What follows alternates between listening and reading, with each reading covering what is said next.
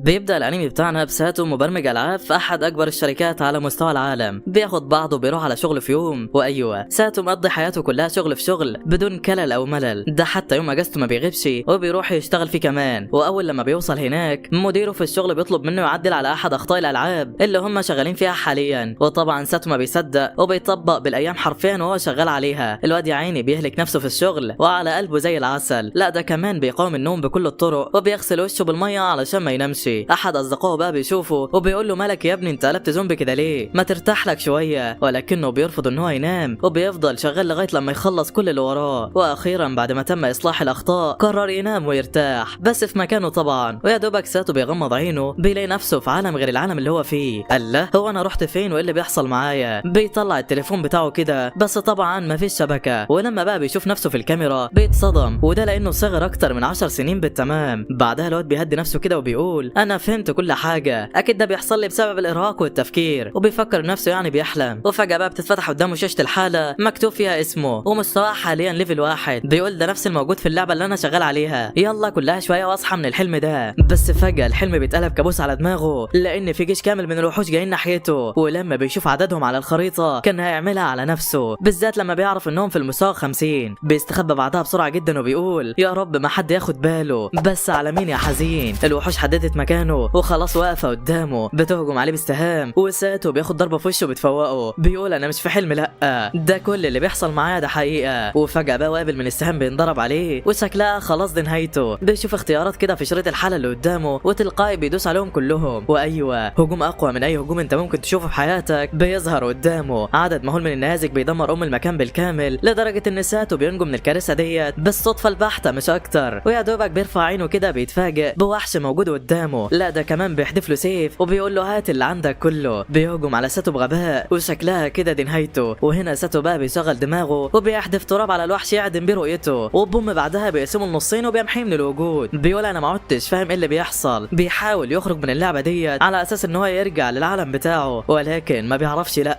بعدها بقى شاشه الحلقه بتتفتح قدامه من تاني والصدمه ان هو وصل لمستوى 310. لا ده كمان كل مهاراته وصلت ليفل ماكس وحاجه اخر حلاوه. بيبقى بقى عايز يعرف ايه حوار النيازك اللي دمرت الدنيا كده، فبيحدد مكان بعيد شويه وبيفعل نفس المهاره اللي فعلها قبل كده. وهوبا النيازك بتنزل على دماغ ابوه من تاني وانفجار مرعب حرفيا بيدمر المكان. ساتو بيصوت وبيحاول يهرب بسرعه قبل ما يتمحى من الوجود. وفجاه بيوصل لحاجز سحري بيسحبه للداخل وبيتكتب له عمر جديد. بيقعد بقى مع نفسه بيبقى عطشان اخر حاجه. ولما بيفتح المخزون بتاعه بيلاقي كل حاجه هو نفسه فيها، لبس وميه وعلاج وكل اللي قلبك بيتمناه. وبالفعل ساتو بيشرب وبيروق على حاله. وبعد كده بيغير هدومه وبيقرر يستكشف المكان. بيفتح الخريطه وبيتجه لاقرب مدينه قدامه وبيجري بكل سرعته عليها. وما زال يعني فاكر نفسه بيحلم. والله زي ما سمعت كده، ما علينا يعني. المهم فجاه بيلاحظ حاجه كده على الخريطه ناحيته وبيطير في الهواء علشان يعرف ايه هي. وهوبا تنين عملاق بيخبط فيه وبيجيبه الارض. ساتو بقى بيتفاجئ لانه ما حسش باي وجع نهائي. بيمسك حجر من على الارض كده وبيضربه بكل قوته لدرجه ان التنين بيتصفى احد اجنحته وبيهرب في الحال. بس الكارثه بقى ان التنين بيوصل لاحدى المدن وبيهاجم الجنود اللي فيها. الجنود بيحاولوا يتصدوا له بكل قوتهم ولكن السهام ما بتاثرش فيه. السحرة بس اللي بيقدروا يصيبوه وبيوقعوا فعلا على الارض. التنين بيقوم من تاني وبيهجم على قائد الفرسان بكل غباء. البنت بتحاول تتصدى ليه ولكنها بتتدمر تماما وبتطير في الهواء. احد السحرة بتفعل طاقتها وبتحاول تنقذها. وفجاه بقى ساتو بيظهر في المكان بيطير ناحيتها وبيلحقها في الوقت التمام. ويا عيني على الجمدان يا عم. اول بقى لما البنت بتفتح عينيها ما بتبقاش فاهمه اي حاجه ويا دوبك بتبص حواليها بتترعب من المنظر لانهم بيبقوا متعلقين في الهواء حرفيا. وهنا ساتو بقى بيقلب نينجا وبيطير بيها لفوق. بيقول لها ان كل حاجه تمام وبيحاول يطمنها. وفي الوقت ده البنت بتشكره جدا وبنعرف ان اسمها زينه وعندها 17 سنه ومش متجوزه ولا مرتبطه. لا والله هي اللي بتقول له كده. المهم بيبقوا واقفين في امان الله وبوم السهم بينضرب عليهم. ايوه اتنين من حراس اصدقاء زينه فاكرينها بيتهاجم عليها ولكنها بتمنعهم وبتقول لهم ان ده اللي انقذها. وهنا ساتو بيقدم نفسه ليهم كتاجر رحال. بس الكلام ده ما بيدخلش على ارمن واللي بتبقى من امهر السيافين في المدينه وبتطلب منه الورق بتاعه. ساتو بيحاور من تاني وبيقول لهم ان الحصان بتاعه اخذ العربيه باللي فيها وهرب منه، سواء بضاعته او حتى اوراقه اخذهم معاه لما شاف التنين وما عادش حيلتي اي حاجه دلوقتي. ارمن بتقول له تمام وبيقرروا يساعدوه خلاص. بياخدوه معاهم بقى على المدينه. وهنا زينه بتقول له ما تقلقش من حاجه، اول لما نوصل هنطلع اوراق جديده ليك بدل اللي ضاعت. وفي الوقت ده بقى ساتو بيشوف الجنود بيستحوذوا على بقايا التنين بعد ما تم القضاء عليه. فبيعرفوا ان هو بيتصنع منه اسلحه اسلحه كتير ودروع فتاكه وحاجات كده جامده. وفعلا بعد شويه بيوصلوا على حدود المدينه، واول لما بيدخلوا جوه زينه بتودع ساتو وبتقول له انها تسلم التقرير للملك وهترجع له بعدها بشويه. اما ارمين فبتاخد ساتو عند ازار وبتطلب منه يجدد له الاوراق بتاعته. ازار بيقول لهم تمام وبيطلب من ساتو يحط ايده على الحجر ده، ويا دوب عمنا ساتو بيحط ايده على الحجر بنلاقي كل البيانات بتاعته بتظهر قدامه، بس قبل ما مستواه يتطور طبعا. وهنا ازار بقى بيطلع نسخه من اوراقه وبيختمها كمان، بيديله بعد كده اشاره مدتها 10 ايام تسمح له بالمكوث في المدينه، وطبعا ممكن يجددها لما المده تخلص، ولكن لو مدتها انتهت من غير ما يجددها الجنود هتقبض عليه وهيدفع غرامه كبيره، ولو مش معاه فلوس هيتباع مع العبيد. ولما بيخرجوا بره بقى ارمين بتشاور لساتو على احد الفنادق اللي ممكن يقعد فيها الفتره اللي جايه، وهنا ساتو بيشكرها على المساعده، ويا دوب خطوتين بيلاقي بنت ماسكه فيه وبالمناسبه اسمها ماري، بتقول له تعالى الفندق بتاعنا يا عم وهنعمل لك احلى خصم والله. وعموما يعني هي شغاله في نفس الفندق اللي هو كان رايح له اساسا. المهم بيروح معاها وبيتعرف على مامتها وبيدفع لهم ثمن اقامه لمده 10 ايام. بيقعد بعد كده وبيقدموا ليه الطعام، وفي الاثناء ديت بقى ساتو بيسال ماري لو في مكان قريب يقدر يشتري منه حبه اغراض ليه، وبالفعل ماري بتاخده وبتروح على سوق المدينه، وهناك ساتو بيلاقي احد المتنمرين بيضرب بنت كده، وده لانها من اشباه البشر وهم ما بيحبوهاش. وطبعا ساتو بيتدخل وبيحوش عنها هي واختها وبيلم الاغراض بتاعتهم وبيساعدهم بكل انسانيه. وفي الوقت ده ماري بتعجب بيه جدا وبتعرفه ان نسل الوحوش مكروه في المدينه وبيتعامل كعبيد مش اكتر. المهم بعد كده بيكملوا مشي سوا وبيلاقوا كل حاجه حرفيا. لا ده كمان ساتو بيفضل يفاصل ولا اجدعها امه والله، ده الحلاوه ديت يا عم. المهم بيشتروا كل حاجه نفسهم فيها وبيقرر يرجع على الفندق من تاني، ولكنه فجاه بيلمح بنت كده وتقريبا بتتباع مع العبيد، بس يا ترى ايه حكايتها؟ المهم لما بيوصل للفندق بيقابل اخت ماري الصغيره وبالمناسبه اسمها لونا، بتعرفه بقى ان الاوضه بتاعته بقت تمام لو حابب يعني يرتاح فيها. وهنا ساتو بيشكرها وبيديلها بقشيش كمان وبيقول لها ان هو محتاج ياكل الاول قبل ما ينام. وبالفعل ماري بتعمل له الاكل اللي قدامك ده، وده مش اكل عادي، لا دي وليمه حرفيا. ساتو بيبقى مبهور بالطعام وبينسفه تماما، ولما بيطلع ينام بقى ما بيقدرش ياخد نفسه حتى، وبيفكر بعدها يخرج يتمشى علشان يهضم كل الاكل اللي اكله. بيغير هدومه وبيقلب نينجا وبيتسلق المباني ومن سطح للتاني، وبيبقى مبهور جدا من جمال المدينه ديت. وتاني يوم بقى على طول بيلاقي ماري بتصحيه بتعرفه ان حد مستنيه تحت ولازم يشوفه دلوقتي. ولما ساتو بينزل بيلاقي زينه واقفه قدامه وبنعرف انها جايه تشكره وبتعرض عليه يتمشوا في المدينه، وطبعا ساتو بيوافق. واثناء بقى ما بيبقوا ماشيين زينه بتعزم ساتو على الاكل ولكن هو اللي بيحاسب، لا شهم يالا. المهم بيتفسحوا سوا وبيروحوا مكان وهوبا واد صغير كده بيخبط زينه بالغلط بيبهدل الهدوم على الاخر، وساتو بيسالها لو في اي مكان يقدر يشتري لها هدوم، بس فجاه بقى بيلاقي بنت غريبه كده بتروح تتكلم معاهم وبتعرفهم انها بتستخدم سحر التنظيف وتقدر يعني تساعدهم. بيدخلوا بقى احد الشوارع الجانبيه وبالفعل البنت بتستخدم سحرها وبتزيل الاوساخ من الهدوم في ثواني، لا دي كمان بتجفف ليها الملابس والدنيا بتبقى اخر حلاوه. بيكملوا مشي بقى سوا في احد الحدائق وبيتعرفوا على بعض اكتر، وشكل كده الصناره غمزت يا صديقي. وفي الوقت ده زينه بتساله لو في مكان تاني هو عايز يروحه، فبيقول لها ايوه، وبالفعل زينه بتاخده وبتروح بيها على سور المدينه. وقد ايه المنظر اخر جمدان. ساتو بيقول بقى ان لولا زينه معاه ما كانش هيقدر يدخل المكان ده نهائي، وده لانه مؤسسه عسكريه ومحظوره عن عامه الشعب. بعد كده بقى بتوديه على الكنيسه وهناك بيشوف لوحه اثريه بتحكي عن بطل معاه سيف مقدس وبيواجه ملك الشياطين، وفجاه بيسمعوا حد بينادي عليهم وبتطلع الراهبه اللي في الكنيسه عادي وبالمناسبه اسمها اسير، وبتبقى صديقه زينه وبتسلم عليها، بتسالها اذا كان اللي معاها ده يبقى حبيبها ولا لا، وهوبا زينه بتتكسف جدا وبتتوه في الكلام. بتاخد ساتو وبتمشي من المكان بسرعه وهي وشها محمر على الاخر. بياخدوا بعدها احد العربات وبيلفوا حوالين اسوار المدينه وبيتفرجوا على الابراج الدفاعيه واللي بتستخدم في الدفاع عن المدينه في حاله لو التنانين هبت منها وهجمت عليهم يعني. وفي الاثناء ديت بقى بيلاقوا مجموعه كبيره من الناس واقفين سوا، وكاهن الكنيسه ده بيحرض الناس انهم يشتروا منه حجاره مقدسه من اللي معاه ويهجموا بيها على اشباه البشر. بس قال له دولت البنات اللي ساتو دافع عنهم من فتره مرميين على الارض ومتربطين بسلاسل، وبالفعل الناس بيشتروا منه الحجاره بيهجموا على البنات بكل غباء، وزينه بتتدخل بسرعه بتمنعهم عن اللي بيعملوه وبتعرف الكاهن ان هو هيتعرض للمحاكمه وانها مش هتسكت له لا، وبعدها بتفعل جدار حمايه وبتحمي البنات بيه. اما ساتو فبيفعل مهاره الاستكشاف وبيعرف كل حاجه. ايوه الكاهن ابن الكلب بيعمل كل ده بالاتفاق مع مجموعه من العصابه علشان ينصبوا على الناس وياخدوا فلوسهم، بس على مين؟ ده ساتو جامد تنين بيحدد مكانهم واحد واحد وبيقلب نينجا وبيخطف ابوهم كمان. بيروح بعدها على زعيم العصابه وبوم بيرزعوا ضربه بتجيب اجله، بياخدوا بيرميه وسط الناس وبيقول لهم على الحقيقه، وان الكائن ده كان متفق معاه علشان ينصب عليهم، وان دي احجار عاديه مش اكتر ولا مقدسه ولا نيله. والناس بقى لما بتسمع الكلام بتقتنع وبيتفاعلوا معاه. بس فجاه بتحصل حاجه غريبه، زعيم العصابه بيتحول تماما وبيخرج منه شيطان مرعب وبيخلص على الكاهن. الناس بتتفزع وبيهربوا بسرعه، وزينة بتقول لساتو يحرر البنات ويخلع من المكان، اما هي فهتجيب الدعم وتيجي. وبالفعل ساتو بيحرر البنات، اما الشيطان فبيتجنن على الاخر، بيفعل ختم سحري بيحيط بالمكان كله، وساتو بيلمح زينة والدعم جايين عليهم، بيحاول يمنعها بس للاسف فات الاوان. ويا دوبك ساتو بيفوق بيلاقي نفسه في مكان غريب جدا، وكان معاه بقيه البنات، بيطمنهم كده وبيتعرف عليهم. وبالمناسبه اللي على اليمين دي اسمها تاما، واللي في الوسط اسمها بوتشي، واكبرهم بقى اسمها ليزا. بيديلهم ملابس جديده واكل وشرب من معاه، وبيروق عليهم اخر حاجه. وبعد كده بيفعل مهاره الاستكشاف، وبيعرف ان هو موجود بداخل متاهه مرعبه حرفيا، وزينة والجنود موجودين اسفل المتاهه تماما. وهنا ساتو بقى بيقرر يروح عندهم، وبيطلع سيف كده وبيديه ليزا، وبيقول لها بعدها ما تهجمش على حد غير لو هو طلب منها. اما هو فبيستخدم مسدسه السحري وبيتحرك في اتجاه زينة والجنود اللي معاها. واثناء بقى ما بيبقوا ماشيين بينصدموا حرفيا، ايوه وحش بيلتهم احد الجنود، والمنظر مرعب جدا. ليزا بتقول له انها مش خايفه من حاجه وتقدر تقتل معاه كمان. ساتو بيقول لها ثواني كده، وبوم بيضرب الوحش بالمسدس يخلص على ابوه في الحال. البنات طبعا بينبهروا من قوته، وبعد كده بقى بيصنع من الوحوش رمح فتاك بيعزز قدراته كمان، وبيبص كده على البنات ومبقاش فاهم بيعملوا ايه. ليزا بقى بتطلع نواه من الوحش اللي مات، وبتعرف ساتو انها غاليه جدا وممكن كمان يبيعها لما يخرج من هنا. فبيقول لها تمام وبيديلها الرمح ده، وهوبا بيحرر تاما وبوتشي تماما. وبعد كده بيكملوا مشي في المتاهه. وبعد شويه كده ساتو بيبص ناحيه البنات، وبيلاحظ ان مستواهم ضعيف جدا بالنسبه للوحوش يعني اللي هتقابلهم جوه. بيطلب من تاما انها تجمع احجار صغيره، وهوبا حشره عملاقه بتظهر قدامهم، وفي لمح البصر ساتو بيخلص عليها، ولكن حشره تانية بتهجم عليهم، وبرضه ساتو بيقضي عليها هي كمان. بيقول لتاما وليزا يجمعوا النواه بتاعتهم، اما بوتشي بقى فبتكمل مشي معاه، ويا دوبك خطوتين بيلاقوا حشره كمان. وفجاه بوتشي بتتجنن وبتهب منها على الاخر، بتهجم عليها بكل غباء وبتحدفها بالحجاره. بتعملي ايه بس؟ الحشره كانت هتخلص عليها لولا تدخل ساتو في اخر لحظه. اما بوتشي بقى فبتصوت وبتهرب من المكان باللي فيه. ساتو بيروح عندها كده وبيمسكها من قفاها وبيقول لها تعالي هنا، رايحه فين؟ وبيحاول يعني يطمنها. وفي الوقت ده بقى بقيه الفريق بيوصلوا عندهم وبيكملوا مشي في المتاهه، واللي بيلمحوه طبعا بيمرجحوه. بيقابلوا وحوش بقى من نوع الصلايم، والساتو بيهجم عليها ولكنها ما بتتاثرش لا.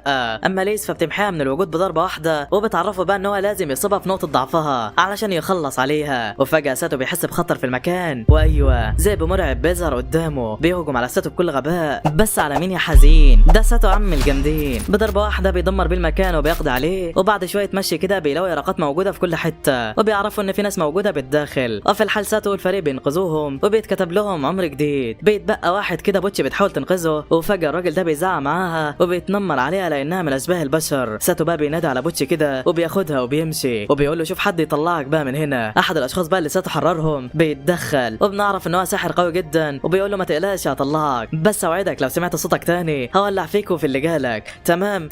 واخيرا بقى بيوصلوا عند الجنود وبيلاقوهم في معركه مرعبه مع الوحوش. ساتو والفريق بيتدخلوا في القتال بكل شجاعه، وبيقضوا على الوحوش واحد ورا الثاني. وفجاه ساتو بيلمح زينة قدامه وبتبقى على وشك الموت حرفيا، وفي لمح البصر ساتو بينقذها وبيروح يطمن عليها. زينة بقى اول لما بتشوفه بتجري ناحيته وبتحضنه. ده روقان ده يا عم، كفايه بقى احضان وقابل المصيبه اللي جايه لك. ساتو بيفعل مهاره الاستكشاف وبيقدر يوصلهم لباب محكم جدا، وهنا احد الجنود بيلاقي صندوق موجود قدامه وبيفتكروا كنز وبيفتحه في الحال. وهوبا الشيطان ده طلع منه، والجنود بتترعب والذعر بيملى المكان. الشيطان بيهاجمهم وبيشتتهم، وبيفعل بعدها مهاره كده بتمكنه من السيطره عليهم تماما، وبيخليهم يعني يهجموا على بعض بغباء. بس ساتو ما زال بوعيه وبيضرب البنات يفقدهم وعيهم تماما علشان يعني ما يتاذوش. وفجاه احد السحرة بيهجم على الشيطان بسحر النار وبيولع فيه، بس للاسف الشيطان ما بيتاثرش نهائي ولا بيحصل له حاجه. وفي الاثناء ديت بقى ذئب متوحش بيهجم على ساتو وبيدمر بالجدران. شكلها خلاص دي نهايته، بس ده لو اي حد تاني غير ساتو كان هيموت. الواد بيتشقلب كده في الهواء ولا اجدعها نينجا، وطبعا ما بيحصلوش اي حاجه، لا ده كمان بيستدعي السيف بتاعه وبوم بيقسم الوحش النصين وبيخلص عليه. بيقول بعدها تمام شكلي كده استخدم قوتي. والله هو كل ده كان خايف يستخدم قوته علشان ما حدش ياخد باله. بيستغل الفرصه بقى وبيتنكر تماما وبيطلع للشيطان من تاني، وبوم بيضربه بالحجر بيلغي تاثير السحر بتاعه. الكل بيفوق من تاني. الشيطان بقى بيقول له انت مين وازاي قوي كده؟ بيهجم عليه بغباء. بس على مين يا حزين؟ ده ساتو عم الجامدين. بيتفادى ضرباته وبيديله واحده على دماغه بتجيب اجله. بس فجاه ختم سحري بيظهر في المكان وبيخرج منه شيطان تاني ومستواه فوق الخيال. بياخد الشيطان الصغير ده بالهنا والشفا وبياكله وبيخليه يتحد معاه الكل بيتسمر مكانه وشكلها خلاص دي نهايتهم. بيهجم عليهم بكل غباء وبيدمر المكان على دماغهم. بس الكلام ده طبعا ما بيفرقش مع ساتو. بيقف كده قدامه بكل شجاعه وبيقول له ده انت يوم ابوك اسود النهارده. الشيطان بيعزز قوته وبيهجم على ساتو وبيحاول بشتى الطرق معاه ولكن بلا جدوى. ساتو ما بيتحركش من مكانه وزينة واتنين من الصحراء بيهاجموا الشيطان. بس الكلام ده ما بياكلش معاه برضه والشيطان بيحضر هجوم مرعب عليهم. بس تخيل بقى ان ساتو يسكت له؟ لا والله، الواد بيتدخل وبيضربه بالمسدس علشان يشتته. بيستدعي بعدها الرمح المقدس وبيضاعف قدراته. وايوه باقل من اقل ضربه بينسف الشيطان من المكان. الشيطان طبعا بينصدم وبيقول ازاي ده حصل؟ ازاي انت عندك كل القوه ديت؟ ساتو بيقول له انت لسه شفت حاجه؟ اتقل ده انا هكيفك. بيضربه من تاني وبيهجم عليه بكل سرعته. بيستدعي سيفه الخاص وبيقول له مع السلامه. ساتو بقى بيطير في الهواء وبوم بيقسم ابوه نصين، بيمحيه من الوجود تماما. ده ايه العظمه ديت يا عم؟ واخيرا بيخلصوا منه وكل حاجه بتبقى تمام. ولما بيخرجوا بره المتاهه بنلاقي الواد اللي اتنمر على بوتشي بيروح ناحيتهم، بيشكرهم وبيتاسف ليهم على كل حاجه وبعدها بيسيبهم وبيمشي. اما زينه فبتجري على ساتو وبتحضنه من تاني. الله، هي ايه الحكايه معاكي؟ كل شويه البنت بتتلكك علشان تحضنه. وطبعا ساتو ما بيصدق. ما علينا يعني. المهم بنلاقي الجندي ده بيعمل عقد كده بيثبت بيه ملكيه ساتو لكل من تاما وبوتشي وليزا. وطبعا البنات بيفرحوا جدا لانهم هيكونوا على طول معاه. وفجاه بيطلع بنتين كمان، الاولى اسمها لينو والثانيه اسمها سيرا. بيتحايلوا كده على ساتو ياخدهم هم كمان. وفي الوقت ده ساتو بيترعب. الله، البنت ديت قالت اسمه باللغه اليابانيه. طب ازاي؟ بيجي في باله فكره كده وبيقرب ناحيه لينو وبيهمس في ودنها وبيروح لسيرا وبيهمس ليها هي كمان. وهوبا سيرا بتتفزع وبتصوت جامد. وده لانه كلمهم باللغه اليابانيه وقال لكل واحده فيهم ان في عنكبوت على شعرك. وساتو بيتاكد بقى ان في حاجه غلط بتحصل. ولكن في نهايه المطاف بياخدهم معاه وبيتعرفوا على بعض وكل واحده بتقدم نفسها للفريق. وليزا بتقول لهم قد ايه الحظ معاهم لانهم هيخدموا حد زي ساتو. اما ساتو بقى فبيعترض على كلامهم وبيقولوا انهم زي فريق واحد ومفيش فرق ما بينهم. وبنلاحظ بقى قد ايه سيرا فرحانه ببوتشي وتاما. المهم بياخدهم وبيتجه ناحيه الفندق. وفي الاثناء ديت بقى بيلاحظ ان لين جعانه ولكنها يعني مكسوفه تتكلم. وبالتالي بياخد البنات وبيدخل احد المطاعم وبيطلب كل الاصناف اللي عنده. البنات مصدومين من حلاوه الاكل اللي قدامهم وبياكلوا والدنيا بتبقى تمام. ساتو بقى بيعجبه الاكل هو كمان. وفجاه بقى بيقوم من مكانه بيقول لهم خليكم هنا واطلبوا يعني كل حاجه نفسكم فيها وانا اعمل حاجه كده وارجع تاني. وبالفعل بياخد بعضه وبيروح يشتري ملابس جديده للفريق كله. لا ده كمان بيشتري طعام وبيقدموا لاشباه البشر المتشردين في الشوارع. لما بيرجع بقى للبنات بيديلهم الملابس الجديده والدنيا بتبقى اخر حلاوه. واخيرا بيرجع الفندق من تاني وماري بترحب بيه بتقول له كنت فين يا عم كل ده؟ المهم بيطلب منها غرفه كمان علشان بقيه الفريق اللي معاه. بس للاسف الفندق بيبقى مشغول ومفيش ولا غرفه فاضيه. وهنا بقى بنلاقي كل من في المكان بيبصوا ناحيه بوتشي كده وتاما بكل احتقار. وده لانهم من اشباه البشر. في الوقت ده بقى سيرا تتعصب عليهم وعينها بتتحول فجاه. بتقول لهم ان البنتين اللي قدامكم دولت انقذوا ناس كتيره كانوا على حافه الموت في المتاهه. وبنعرف ان الخبر كان انتشر في المدينه. وهنا الناس بقى بتتراجع عن نظرتهم تماما وبيقولوا لها خلاص تمام. اما بقى والده ماري فبتقول لهم ان الاسطبل التابع للفندق فاضي ويقدروا يعني يستخدموه لو حابين. وبالفعل ليزا بتقرر تاخد بوتشي وتاما ويبيتوا هناك. وبتقول لساتو يبيت مع لين وسيرا في الفندق وما تقلقش علينا لا احنا هنبقى تمام. وبالفعل ساتو بياخد بعضه وبيطلع الغرفه علشان يرتاح له شويه. بس فجاه بيصحى وبيلاقي سيرا قاعده قدامه وبتقول له انا متاكده انك مش من العالم ده. وده لانك قلت لي في عنكبوت على شعري باللغه اليابانيه وانها كمان اتولدت من جديد في العالم ده ولكن بذكرياتها القديمه كلها. وبنعرف ان اللي بيتنقل للعالم ده يا اما بيتولد من جديد في هيئه طفل او بيتم استدعائه كبطل ولكن بنفس ملامحه. وطبعا الكلام ده عكس اللي حصل مع ساتو وبيبقى مصدوم طبعا من اللي بيسمعه. وبنعرف ان سيرا اتولدت كاميره في الاساس والدنيا معاها كانت اخر حلاوه لحد لما بيحصل هجوم من احدى المدن المجاوره عليهم وبوم تم قتل باباها وكل من ليه علاقه بالقصر الملكي. اما هي فقدرت تهرب مع لين قبل ما يتم نسف المكان وتحويله الى جحيم بمعنى الكلمه. واثناء هروبهم بعض التجار اخذوهم وباعوهم في الاسواق كعبيد. ساتو لما بيسمعها بيقول لها تمام وبعدها بيكملوا نوم والصباح رباح. وهنا ساتو بقى بيصحى على مصيبه. ايوه زينه كانت بتسال عليه وطلعت للغرفه بتاعته وشافت كل من لين وسيرا بايتين معاه. يا حلاوه، البنت فهمته غلط وبتصوت وبتجري من المكان في الحال. اما ساتو بيغير هدومه وبيلحقها من الشباك وبيقدر ان هو يصالحها ويثبتها بكلمتين كده. الدنيا بتبقى تمام التمام. وبعد كده الفريق كله بيتجمع ما عدا لين لانها بتبقى تعبانه وما زالت في الغرفه. وهنا ساتو بيطلع فلوس وبيديها لسيرا وبيقول لها خدي البنات وتفسحوا واشتروا كل حاجه نفسكم فيها. اما هو فبياخد زينه وبيتمشى معاها شويه وبيقرر يدور على فندق اكبر علشان يتجمعوا سوا. وبالفعل بيروح كده على مكان بيقدم شتى الخدمات وبيقابل موظفه الاستقبال واسمها نادين. بيسالها لو في مكان يقدر يأجره بشكل شخصي ويرجح يكون بيت مثلا او حتى مزرعه صغيره لان عددهم كبير. وهنا نادين بقى بتقعد معاه وبتعرف هو مستعد مستعد يدفع كام علشان تقدر تقترح ليه حاجه على قد امكانياته. ولما بتعرف ان هو متروش ومعاه فلوس بتاخده كده وبتوديه على بيت اخر جمدان. بس في مشكله واحده، ايوه صاحب البيت ده اتقتل على ايد مجموعه عصابه من فتره كده، فبيقول لها اللي بعده بتوديه على بيت مشبوه ومكان ما يعلم به غير ربنا، وبيرفض طبعا. واخيرا بتوديه على بيت هادي كده ورايق وما فيهوش اي مشاكل. لا، ولما ساتو بيستخدم مهاره الاستكشاف بيعرف ان تحته مخبأ سري لنفس العصابه اللي قتلت صاحب البيت اللي شافه في الاول. يا حلاوه، بيقول لها كفايه ده كده عظمه قوي، بيدي لها مهله تدور براحتها وهيعدي عليها بعدين. وبعدها بيقرر ياخد زينه ويتفسحوا سوا في المدينه، واخيرا هيتمشوا لوحدهم. بس المنحوس منحوس برضه كصديقي، بيقابل تاما وبوتشي بالصدفه، وطبعا معاهم سيرا اللي بتبقى غيرت لون شعرها تماما. المهم بيكملوا مشي وبيشتروا حبه حاجات من السوق، وبعد كده بيحضروا عرض مسرحي في ساحه المدينه. وعايز اقول لك ان البطل في العرض ده اسمه زين، ساحر عادي بيحب اميره المملكه بتاعتهم واسمها ليتا، ولكن باباها بيبقى رافض وبيخلص عليه. ليتا بقى لما بتعرف اللي حصل بتقتل باباها هو التاني وبتنتحر في الاخر، ويخرب بيت دي مسرحيه والله. هنا ساتو بقى بياخد البنات وبيمشي، وسيرا بتلاحظ ان زينه عماله تبكي، قال ايه متاثره باللي حصل في المسرحيه. وطبعا سيرا بتفضل تتريق عليها، وهوبا ساتو بقى بيرزعها على دماغها كده وبيقول لها اسكتي شويه ويلا بقى خدوا بعضكم وطرقونا. اما هو فبيكمل ماشي مع زينه لوحدهم، وقبل ما يفتح بقه بكلمه بيتفاجئوا بثلاث افراد من جيش المملكه متبهدلين على الاخر، بيكونوا اصدقاء زينه. وبنعرف ان مجموعه من النمل العملاق هاجم عليهم. زينه بتستخدم سحرها وبتعالجهم، وفجاه ساتو بيسمع حد بيصرخ بصوت عالي، يا دوب بيتلفت ناحيه الصوت بيلاقي تاما انقذت بنت كده من نمله عملاقه وبتقضي عليها. ولما ساتو بيستخدم مهاره الاستكشاف بيتصدم من اللي شايفه، سرب كامل من النمل العملاق على وشك ان هو يهجم عليهم، وبيعرفهم بالمصيبه ديت. بيستعدوا بسرعه للقتال، وبالرغم من وجود حاجز سحري حوالين المدينه الا ان جزء من النمل ده بيقدر يخترقه، والجزء الثاني بيدخل من البوابه الرئيسيه. الجنود بتحاول تتصدى لهم بكل قوتهم، وليزا هي كمان بضربه بتقضي على مجموعه منهم. اما ساتو فبيصطاد فيهم واحده ورا الثانيه، ده حتى تاما وبوتشي بينضموا للمعركه، حاجه اخر جمدان يعني. واخيرا ساتو بيعرف ان عددهم بدا ينتهي، وبيلاحظ ان باب الفندق بتاع نادين اتدمر تماما. بيدخل جوه بسرعه وبيقضي على النمله اللي بالداخل، بيطمن بعدها على نادين، وهوبا بنلاقي احبال سحريه بتطلع لها من الاسفل، وبنعرف ان ده المدير بتاعها واسمه مور، وبالمناسبه هو من الالف يا صديقي. وساتو بقى بيبقى مبهور لانه اول مره يقابل حد من النسل ده. ما علينا يعني، بيخرج بره وبنعرف ان كل حاجه بقت تمام، والجنود بيحرقوا مخلفات النمل اللي مات وبينظفوا المكان. وهنا زينه بتودعهم لانها هتنضم للجيش في الحال، خوفا من هجوم تاني يحصل عليهم الفتره اللي جايه، واكيد يعني هيتقابلوا تاني. وفجاه بنلاقي احد الجنود قابض على ليزا وعايز ياخد منها النواه اللي جمعتها من الوحوش، وبيقول لساتو ان الحاجات ديت لازم تتسلم للدوله. بس الكلام ده ما بيدخلش على ساتو لا، وبيعرف ان هو بينصب عليه مش اكتر. ولما الجندي بيحس ان هو هيتقفش بيهرب في الحال. وبعد كده بقى بيرجعوا للفندق، والام بتعمل لهم وليمه كبيره جدا على حسابها، وبتقول بعدها قد ايه تاما وبوتشي كانوا اقوياء جدا في ساحه المعركه بالرغم من سنهم الصغير. وهنا ساتو بقى بيلاحظ ان لين ما زالت تعبانه، فبيخرج يدور على اي علاج ليها. واثناء ما بيبقى ماشي بيحس بحاجه غريبه جدا في احد الشوارع الجانبيه، ولما بيروح هناك بينصدم من المنظر ده. ايوه وحوش من الظلال بعدد كبير جدا بيهجموا عليه. ساتو بيخلص على 2 منهم وبيتفادى هجوم الباقي بكل براعه، بيطير في الهواء وبيشتتهم، وبوم بيخلص عليهم واحد ورا الثاني. بيلاقي 2 بقى من الضحايا موجودين في اخر الممر، وبيجري يطمن عليهم. بس فجاه الشخص ده بيقول له سيبك مني، انا كده كده ميت، بس حاول تنقذ الاميره. بس هو يقصد ايه بالظبط؟ وبنتفاجئ بقى لما بنلاقي ساتو بيروح على الفندق بتاع نادين، بيخبط عليهم بس محدش بيرد عليه نهائي. بيقرر يدخل بطريقته، وفي الاثناء ديت بقى نادين ومور بيصحوا وبيتفاجئوا لما بيلاقوا ساتو قدامهم، وبيقول لهم ان هو جايب معاه حد يعرف المدير. ولما مور بيروح ناحيته ما بيبقاش عارفه لا، وهنا ساتو بقى بيقول له مش قصدي على ده، وبيروح بعدها يكشف القماش عن الشخص الثاني، وهوبا دي طلعت بنت من الالف زي مور بالتمام. وفي الوقت ده بقى البنت بتفوق، وبالمناسبه اسمها ماشا. مور بقى بيجري ناحيتها وشكله كده يعرفها، ولكنها بتنام من تاني. اما بقى الوحش اللي معاها فبيبقى على وشك الموت حرفيا. نادين بتجري تشوف دكتور بسرعه، وساتو بيحصلها. وتاني يوم نادين بتعرفه ان ماشا تمام، وكل اللي عندها ده بسبب شويه ارهاق مش اكتر، وبمجرد ما ترتاح هتتحسن من تاني. وبتعرفه ان مور اداها علاج هيساعدها على الشفاء. ولما ساتو بيستخدم مهاراته بيتاكد من كلامها، وفجاه بقى بيقول لها ان ماشا صحيت، ونادين بتطلع عندها في الحال. وبعدها بنلاقيها فائت. البنت بقى في ثواني بتحس بحد ورا الباب، وايوه ساتو واقف مستني بره، بتسمح له بالدخول وبيعرفها بنفسه. وهنا نادين بتسيبهم وبتروح علشان تجيب لماشا اكل لانها اكيد جعانه. اما ساتو فبيقعد معاها وبيحاول يطمنها. ولما ماشا بتاكل ساتو بيحس انها بقت تمام، وبيقرر بعدها يمشي. بيرجع الفندق عند سيرا ولين، وبيطمن اذا كانت لين تمام ولا ايه الكلام، فبتعرفوا انها اتحسنت خلاص. ولما بقى بينزل الحديقه بيلاقي بقيه البنات قاعدين سوا، وبيعرف انهم بيلعبوا احد الالعاب اللي بتعلم القراءه، مرسوم من قدام الصور صورة من ورا الاسم بتاعها. بيختبر بوتشي برسمة ماعز كده وبيسألها ايه ده، فبتقول له لحمة يا حلاوة. بيختبر تاما بصورة أرنب فبتقول له برضه لحمة، وطبعا سيرا هي اللي علمتهم الكلام ده، ما علينا يعني. المهم بيفطروا سوا كده وبيحكوا لهم على اللي حصل امبارح وان هو قابل أميرة من الإلف.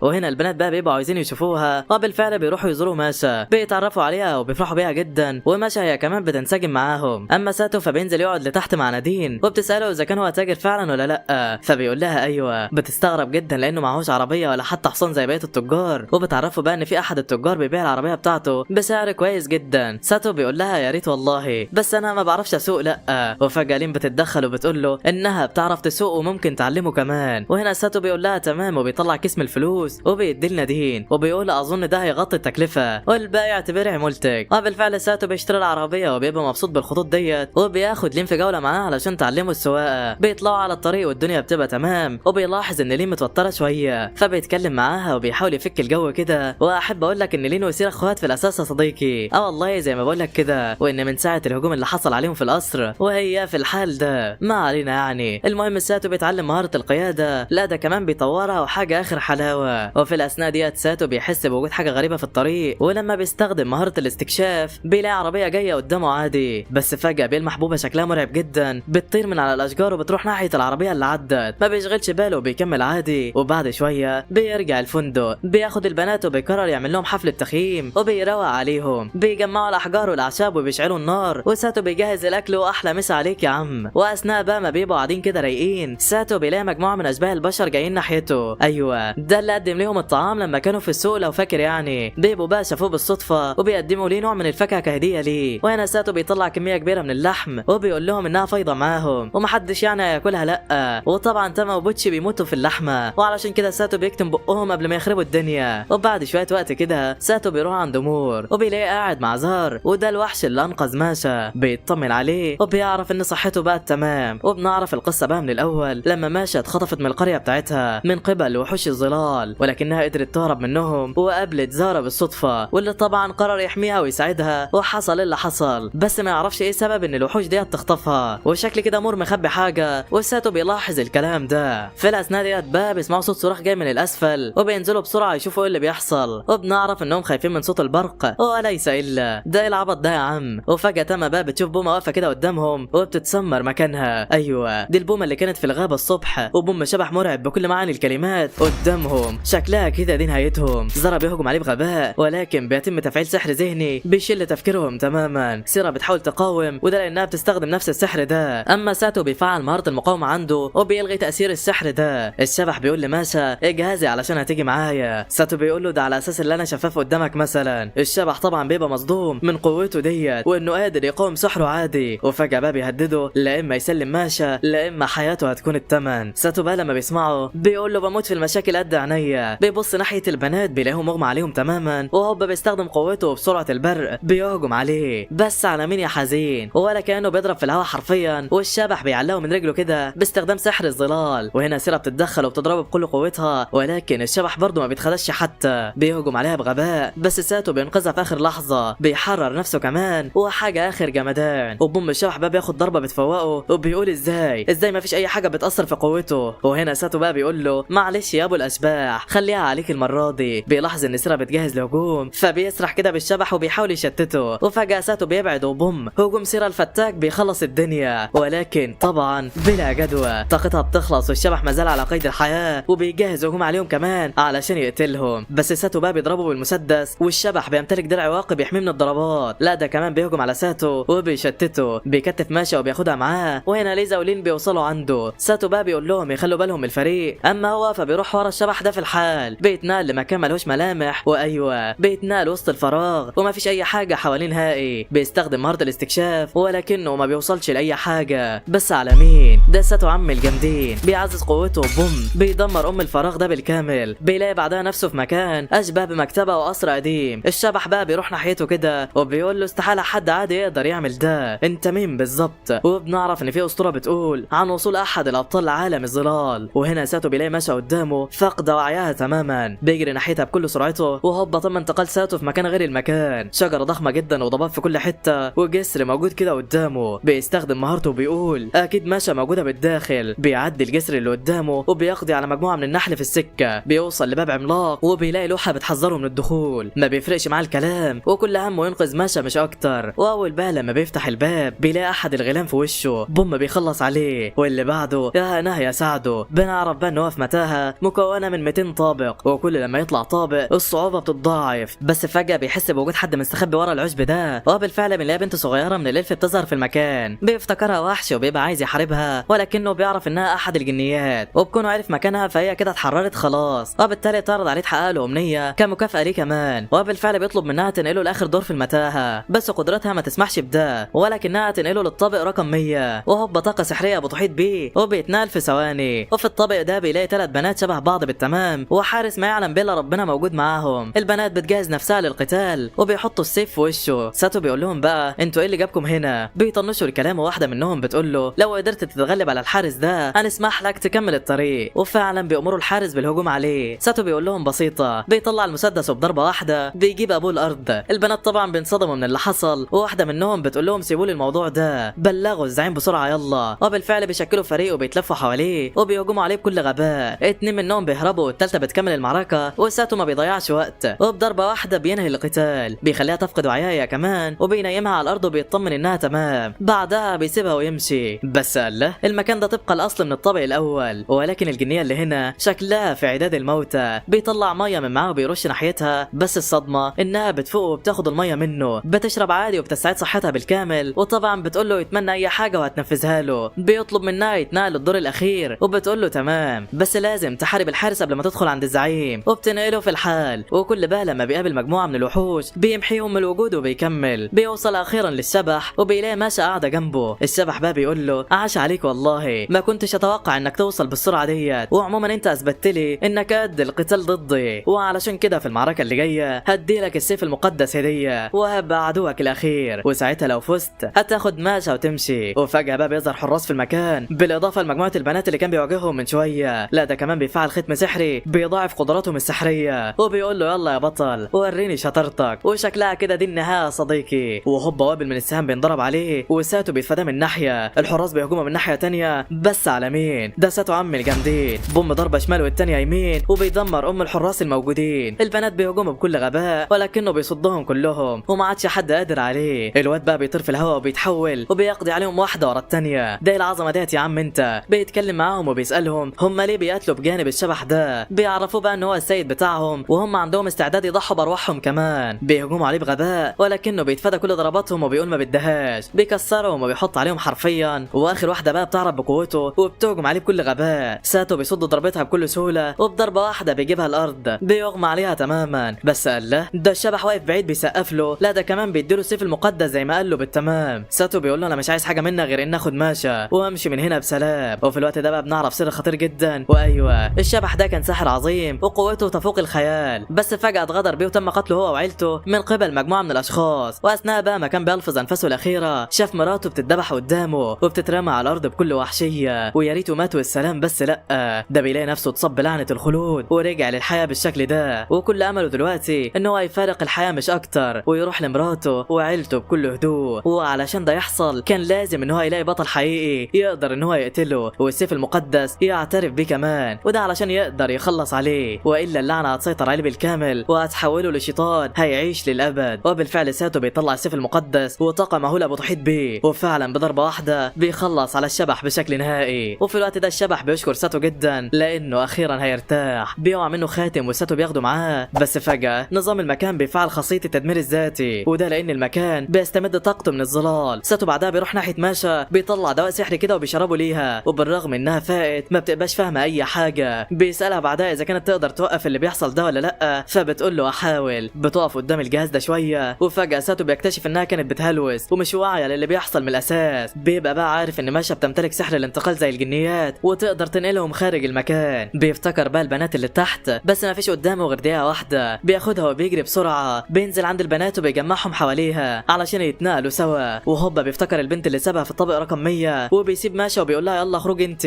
بيوعدها ان كل حاجه هتبقى تمام، وبالفعل ماشا بتتنقل للخارج، اما هو بيجري بكل سرعته ناحيه البنت اللي في اسفل المكان. بيبدا يدمره تماما، وساتو بيغير الخطه وبكل مهاره بيزح من الخارج. واول لما بيوصل للطابق رقم 100 بيدمر الجدران. بيروح للبنت اخيرا ويشيلها على كتفه وبيحاول يهرب بيها، بس للاسف المكان بيتنسف تماما وما عادش شايف قدامه. بس لحسن الحظ ساتو بيبقى خرج بسلام وما حصلوش اي حاجه. مش ده المهم، لا، ده بيلاقي نفسه اتحاصر من كل اتجاه وقدامه بركه ميه، من وراه فيضان بيكتسح اي حاجه بتقابله. بيستخدم مهارته وبيجري على الميه بكل سرعته، بس برضك مش كفايه، شكلها دي نهايته. بيجي في باله فكره كده، وهي انه يستخدم مهاره سقوط النيازك ويحول الفيضان ده لبخار من الماء. ده غير ان هو يسمح له بوقت اكتر للخروج من الكارثه دي. وبالفعل بيستخدم سقوط النيازك، وكالعاده المكان بيتحول لجحيم بكل المعاني. بيستمر سقوط النيازك بشكل مرعب، واخيرا ساتو بيقدر ينجو بسلام. بعد كده بقى بيقابل الفريق بتاعه اللي بيبقوا قلقانين عليه اخر حاجه، ولكنهم بيفرحوا بكونه رجع من تاني. وامور وماشا هم كمان بيشكروه على كل حاجه. وبعد شويه بنلاقي البنات اللي كانوا في المتاهه اتجمعوا سوا وبيقولوا لساتو انت ما رضيتش تخلص علينا في المتاهه ليه؟ ده انت كمان انقذتنا وحافظت على حياتنا. وفي الوقت ده الواد بيديلهم الخاتم بتاع الساحر وبيقول لهم ان هو المفروض يفضل معاهم. البنات بياخدوا الخاتم فعلا وبيشكروه على كل حاجه. بيقولوا له انهم هيدفنوه بجانب القبر التابع لزوجته لان دي كانت وصيته ليهم. ما علينا يعني. المهم البنات بيتجمعوا وبيلعبوا لعبه كده وبيقرروا ان واحده فيهم هتكون في خدمه ساتو للابد، وبالمناسبه اسمها ناني. وبعد شويه كده ساتو بيرجع الفندق وبيبقى قاعد في امان الله، وفجاه زينه تدخل عليه وبتروح ناحيته وبتنهار في البكاء، وده لانها كانت قلقانه جدا عليه وبتقول له انت لما غبت كده افتكرتك مشيت ومش هشوفك تاني. وهنا ساتو بقى بيطمنها وبيطلع كيس كده من معاه، وبنعرف انه اشترى لها الحلق ده هديه علشان يروق عليها، بس ما عرفش يقدمه لها قبل كده. وهنا زينه بتفرح اخر حاجه بالهديه بتاعته، وساتو بيعرفها ان الفتره اللي جايه هيمشي من المدينه، وده لانه هيوصل ماشا للديار بتاعتها، واكيد يعني بعد ما يوصلها هيرجع لها من تاني. وبيوعدها كمان بكده. وتاني يوم بيجهزوا نفسهم وبيودعوا كل اصدقائهم والدنيا بتبقى تمام. ساتو بقى بياخد العربيه بتاعته وبيتجه لديار ماشا جنوب شرق المملكه. واثناء بقى ما بيبقوا ماشيين بنلاقي زينه راكبه الحصان بتاعها وبتجري ناحيتهم وبتودعهم هي كمان، وشكلها كده مش قادره على بعد يا صديقي. واثناء رحلتهم بيقفوا شويه كده وبياخدوا استراحه، بيتجمعوا وبياكلوا الدنيا اخر حلاوه. وساتو بقى بيبقى مبهور بالطعام جدا وبيشكر ليزا لانها هي اللي عملته. ما علينا يعني. المهم بيخلصوا اكل والباقي ليزا بتجهزه كده علشان ياخدوه معاهم. وفجاه بقى سيرا بتطلع صندوق ادوات من معاها وساتو بيبقى مصدوم منها، وده بالرغم من كونه بيمتلك مخزون سحري الا ان هو ما عندوش صندوق ادوات زيها. وبيقول انا متاكد اني بمتلك حاجات تانية كتير في المخزون بتاعي وما زلت جاهل بيها يعني تماما. المهم بيتجمعوا وساتو بيطلب منهم يستعدوا علشان يكملوا الرحله بتاعتهم. وايوه بيحطوا كل حاجه في العربيه من تاني وبيروقوا على الحصان اخر حاجه. اما سيرا فبتطلب من ساتو يساعدها في تجديد الوسائد اللي بيناموا عليها قبل ما يمشوا، وبالفعل بيقعدوا سوا كده وبيبداوا يجددوها. وسيرا بتنصدم جدا من مهاره ساتو في الخياطه، ست بيت قد الدنيا والله. ولكن الغبي نسى يعمل عقد في اخر الخيط ويلا بقى عيد من تاني. المهم بيقضوا وقت تمام والدنيا بتبقى اخر حلاوه، لدرجه ان ساتو بيصنع عليهم العاب وبيبقوا مبسوطين بيها جدا. بيتحركوا بالعربه وبيقطعوا مسافه كبيره باتجاه جنوب شرق المملكه. بيستخدم مهارته وبيعرف ان الحصان بتاعه طاقته الجسديه قلت، فبيقرر ياخد استراحه ويخيم في المكان، وبيسمح لتاما وبوتشي يلعبوا براحتهم ولكن من غير ما يبعدوا يعني. اما هو فبيروح على ماشا بيلاقيها بتعزف باوراق الشجر وبيبقى مبهور بيها. بيطلب منها تعلمه وبالفعل بيقعد مع بقيه الفريق وبيعلمهم يعزفوا على الاوراق. ساتو في الاول بيفشل طبعا، بس فجاه بيتفتح اشاره قدامه وبيعرف ان هو اكتسب مهاره العزف ديت. بيفعلها وبيبدا يعزف قدامهم وبيصدمهم حرفيا. ما هو استحاله حد يبقى محترف من اول درس كده. وفي الوقت ده بقى سيرا بتروح عنده وبتقول له تعالى معايا بسرعه. بتعرفه ان في حاجه كده لازم يشوفها ضروري. ولما بيروح معاها بيلاقي صخور واعمده عملاقه جدا وبيتوقع وجود حضاره قديمه تم هدمها في المكان هنا. وفجاه في حد بيسيطر عليه. الله، ده بيلاقي خيال لبنت بتتكلم معاه بتقول له انها دايما هتفضل جنبه. وبعدها بيبتدي يهلوس، ولكن سيرا بتفوقه وبتساله اذا كان في اي حاجه، فبيقول لها لا وبياخد بعضه وبيمشي. بيروح عند البنات وبيطلب من ليزا تجهز لهم طعام لانهم هيتحركوا كمان شويه. وفي الوقت ده تاما بتيجي عندهم وبتبقى فرحانه لانها قدرت تصطاد احد الوحوش الصغيره، ولكن لسوء الحظ الفريسه بتهرب منها. وتاما طبعا بتزعل جدا وبتقول لهم انها كانت جعانه ونفسها تاكل لحمه. يا حلاوه. وهنا سيرا بتطلع الاكل اللي معاها في صندوق الادوات ويلا بالهنا. واخيرا الاستراحه بتخلص وبينطلقوا من تاني في رحلتهم. وبنلاحظ بقى ان ساتو قاعد في العربه بالداخل وعمال يستكشف المخزون بتاعه، وفجاه بيلاقي كتاب التعويذ الخاص بالشبح موجود معاه. ايوه هو اكتسبه بعد ما خلص عليه في المتاهه. بيفتح الكتاب وبيبدا يتعلم اكتر عن التعويذ الموجوده في العالم ده. لا ده كمان بيفكر في طريقه يطور بيها التعويذ ديت. المهم البنات بيبداوا يتكلموا معاه وبيلاحظوا ان هو سرحان شويه، فبيقول لهم ان هو كان بيدور على طريقه تمكنه من تطوير قواه السحريه. وفجاه بيستخدم مهاره الاستكشاف وبيلاحظ حاجه كده. بيطلب من ليزا تقف بالعربيه في الحال وبينزل يدي فلوس لاحد